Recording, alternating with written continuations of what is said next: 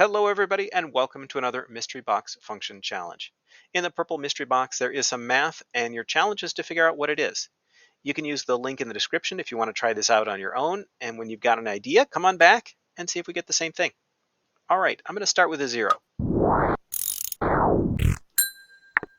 So 0 gives us 3, how about a 1? Okay, 1.5, how about a 2? 1, so that looks like a curve. I don't think it's going to be trig because the numbers are too simple. Usually you get all kinds of decimals that way. Let's look at some more points. How about a 3?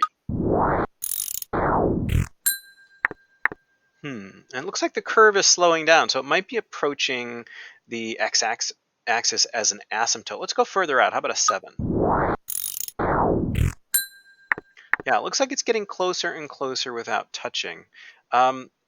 So this could be a couple of different things. Let's explore in the negatives. Aha! So at -1, we got infinity. And that immediately makes me think that this could be in that family of rational functions. So 1 over x or something like that. I don't think it's 1 over x, but it'll be maybe related to that. Let's see what happens on the other side of that, what I think is the asymptote at -1. So let's put in a -2. And what I'm wondering is if we're going to get another arm like the one we've got on the upper right, will we get one on the lower left the same way? So let's add a few more points there. -3 and -4. It's looking like it. Let's go out to -7. Looks like it's approaching that x-axis as an asymptote there.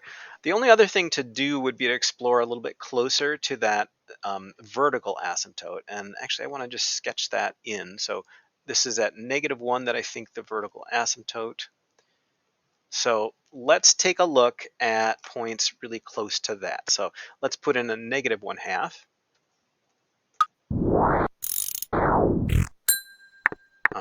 And a -3/2. So the values are getting, bigger on the right and smaller on the left as it approaches that asymptote. So that's where it shoots up to infinity and down to -infinity. So we've got something that looks very much like the graph for 1 over x. It's just maybe, well, it looks like it's a little bit different. So first of all, our vertical asymptote is not at 0, it's at -1. How do you get a vertical asymptote at -1?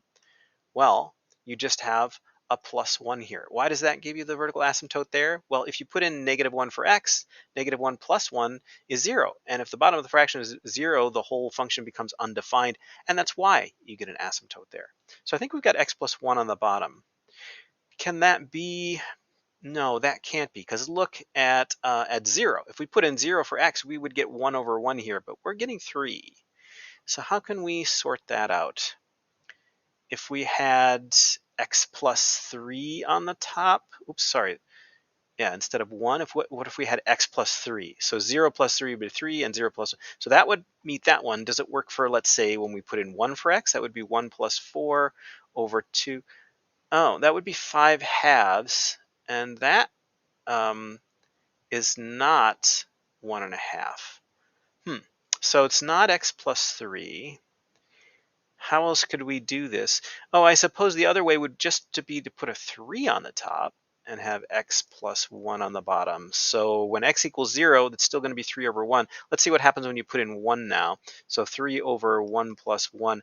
So that's 3/2. So we've got 1.5 there. That looks good. Let's maybe test it with -2. So 3 over -2 plus 1.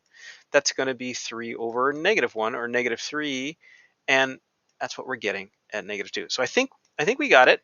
So 3 over x plus 1. All right, I'm going to take a look. I'm pretty confident about this. Yeah, 3 over x plus 1. Let's go ahead and graph that. You see those two arms of the rational function and that asymptote at x equals -1. Well, how did that go for you? Were you thinking rational? Let me know. Thanks, everybody.